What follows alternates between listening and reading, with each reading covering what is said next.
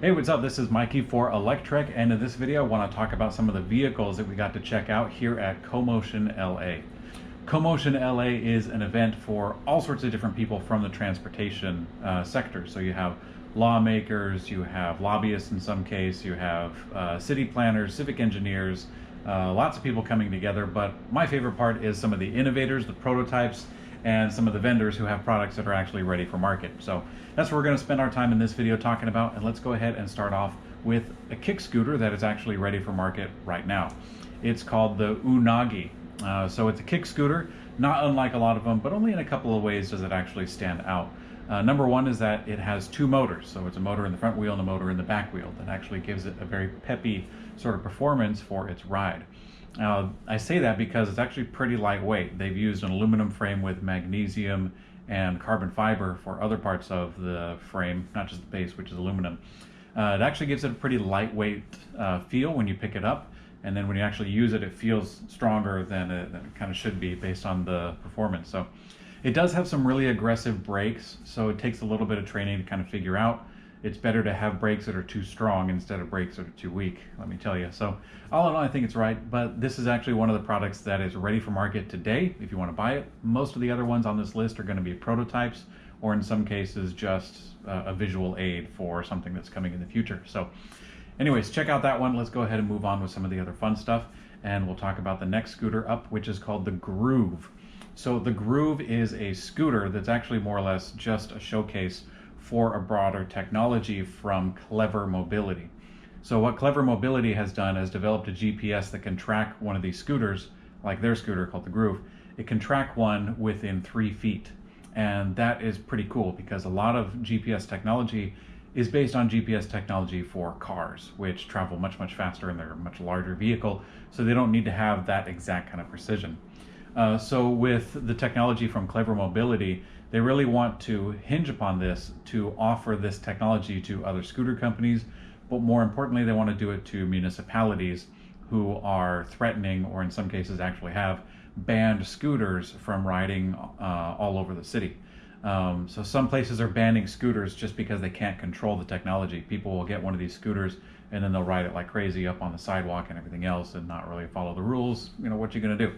So they're trying to use this preemptive technology to get into places that either are considering or wouldn't want to bar them in the first place, because they can use geofencing with this precision of GPS to not allow the vehicle to go at a certain speed in a certain place.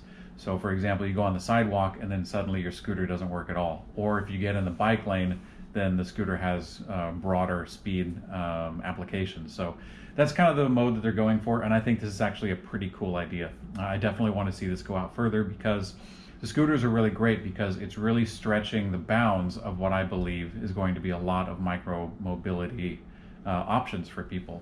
People normally wouldn't ride a bicycle unless it was electric. People wouldn't ride a scooter unless it's electric. But with this new advent of technology, we're seeing that, you know, the law and the technology are doing this little balancing act. So it's very fun to see this interaction. So I like it a lot. So good up on them. So another scooter that I want to talk about is actually the Scooterson. Their intent is to make a vehicle that is really easy to balance, and that part they have. They've got that part pretty well. They have a custom tire that's actually really wide, and the thing can balance on its own without a kickstand. For now, you know, the wind might push it over or something like that. You could shove it. I mean, that does exist. But it does balance on its own, which is a huge step above a two-wheel bicycle. And that's pretty cool. It also has a seating position that they describe like a desk where you just sit down and kind of put your hands up, and it's fairly easy to get into, of course, based on the step-through model, if you want to call it that. And so what they described, this doesn't sound all that amazing until you hear what they described it as. So they're from Romania and India, is where a large part of the company mines are from. And in Romania, they got an old grandma and they put her on this thing. She's never ridden a bicycle before or anything else like that.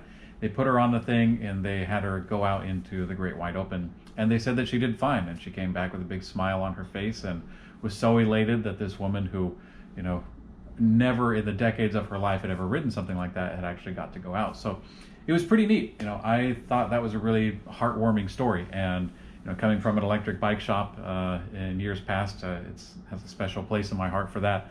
So it has a really cool application in that sense. somewhat limited, admittedly, but they do want to scale into an autonomous vehicle. They had a demo that was remotely controlled that they showed me, but they're progressing into making it autonomous, not only to the point where it can move itself, but that it can move itself with a passenger. But for now, I think it shows a lot of promise, and definitely the team over there at Scooterson is very dedicated to this. So I definitely applaud them for that.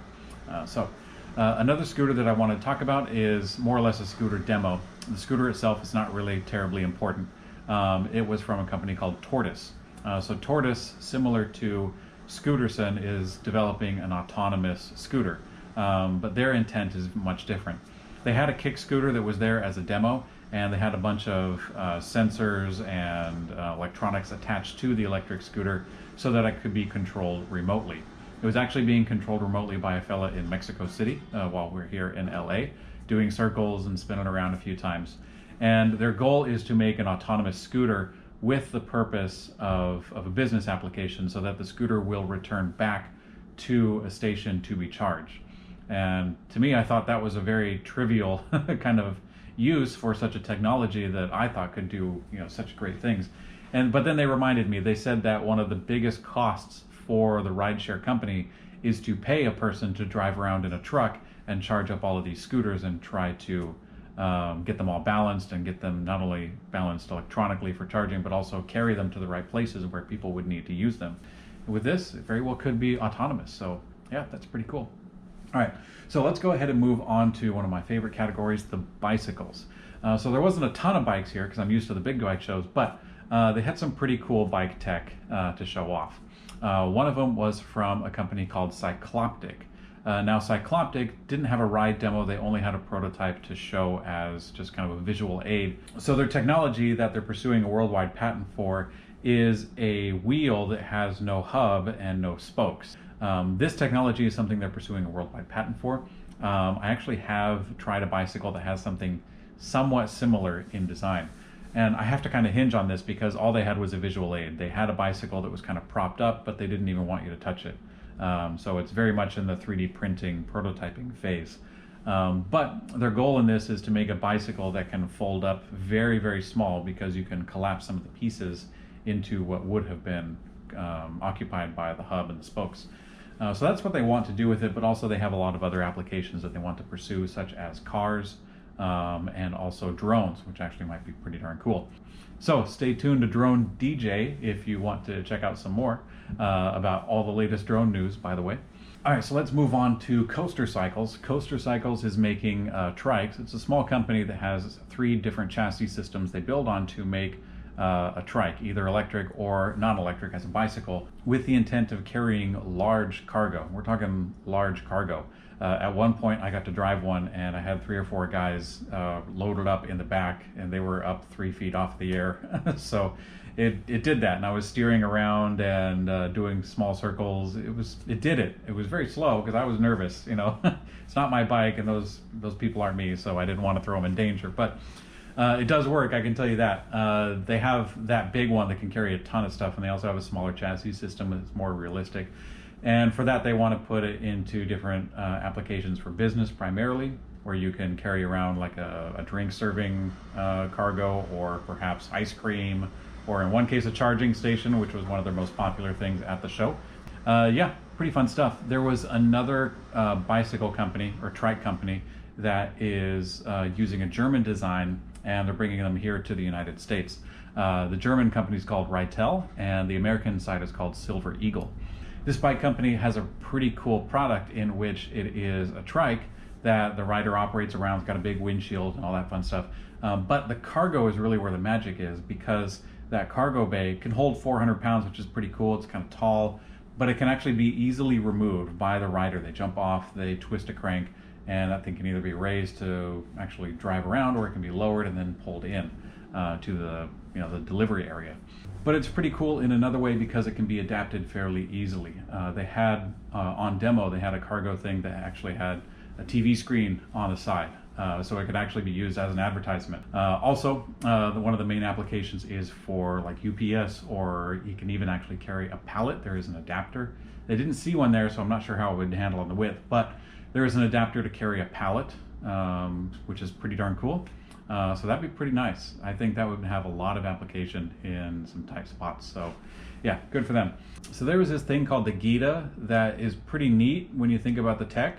The application is pretty limited, but it was this little cargo bucket with wheels that would follow you around wherever you go. It was pretty neat. It definitely is an eye catcher, so I could see that being pretty cool if you wanted to use it for advertising, walking around the strip or a tourist spot or something like that. Maybe have some drinks coming out of it. I don't know. Let's move on to the cars. Cars are always a fun subject. In this particular event, cars weren't like a big focus of it, more of like the technology behind the cars. So there actually was Karma. Karma had come to show off one of their models. They're getting ready to announce a couple of new models coming up very soon, and I was pressing for more information, but they said just stay tuned, it's coming. From what I hear, they're going to have their GTS model and their SC2 as well, so stay tuned for those coming to Electrek very soon. Other than that, not a whole lot to show you that we haven't covered already, but I must say that seeing the vehicle in person, because I've only ever seen it in pictures, it's pretty big and it is definitely very good looking. I gotta say, they put a lot of design effort into that, and it also shows with the interior. In the past, we've seen their red or lava interior. So one of the coolest vehicles at the event was actually called the Ollie, and it totally looks like a gondola or like a piece of a bus or something like that. But it's actually just the passenger compartment with windows all around and little rails to hold on to and everything. So yeah, definitely looks like part of a bus. But there is no cabin for the driver, no driver's seat, because it is autonomous. And it's actually already in the wild right now. They have these that are being sold for shuttles, circulators, or for closed campuses and kind of those easier environments. At the show, there's a lot of people running around in the little R2-D2 trash can and bikes and all that, so they're not going to let us see it going around at the show. But it was pretty neat. I imagine that it would ride fairly comfortable because it only goes about 15 miles an hour. So it's a pretty low speed application, but I think that would be really cool to start seeing those things all over the place. All right, so last on the list is the Eli Go. The Eli Go is a low speed electric vehicle that is going to come out in the near future, from what I'm told. So Eli is a very American company, they say. They are 100% proud to be an American company. They have some kind of ties to Beijing, from what I'm told. But this little guy is more or less a golf cart. It's coming into the US legally as a NEV, or neighborhood electric vehicle. So depending on where you live, it might have a limited speed of either 25 or 35 miles an hour. So that means, in most places, that means that you can't take it on certain roads above a certain limit. Wouldn't want to anyway, my experience. So I actually like these kind of cars. The small cars, the micro cars, the golf carts, or not quite golf carts in this case, are very interesting to me. I like them a lot. In this case, it definitely has a spacey look, very updated. I like that part of it. I'm sure it has like LED lights and some of the other more standard revisions to the older model of cars that we're used to. But there's a few things in there that are kind of deal breakers for me. I mean, there's small things. The first is that the seats actually don't fold down. I tried to get the seats to fold down from the back. There's a little cargo area and a hatchback, which is nice. The seat actually does not come down all the way. It only like tips forward a few inches, and it won't actually flop all the way into the steering wheel. I don't know why that is, and they said they didn't have any plans to change that. I don't know, maybe this video will help. But the other big thing is that it doesn't have operating windows. The door in the window is a big sheet of, perhaps a strong, but it's a big sheet of plastic, and it doesn't move. The windows don't open, they don't slide, they don't roll down or anything. It's just a big sheet that closes you in. So they're relying 100% on the sunroof and the climate control for the passenger's comfort. If you live in California or Florida, you'd probably be fine, but everybody else is, well, you be the judge. So that's some of the fun stuff that we got to see here at ComotionLA. It's been a really fun event. I've had the chance to meet some great people, but I want to know what you guys think. What do you guys think of the vehicles that we showed, and especially what do you think of that little, followy robot thing? Not really a vehicle, doesn't carry a person, but, still fun. Anyways, let me know in the comment section below, and I will see you guys on the later.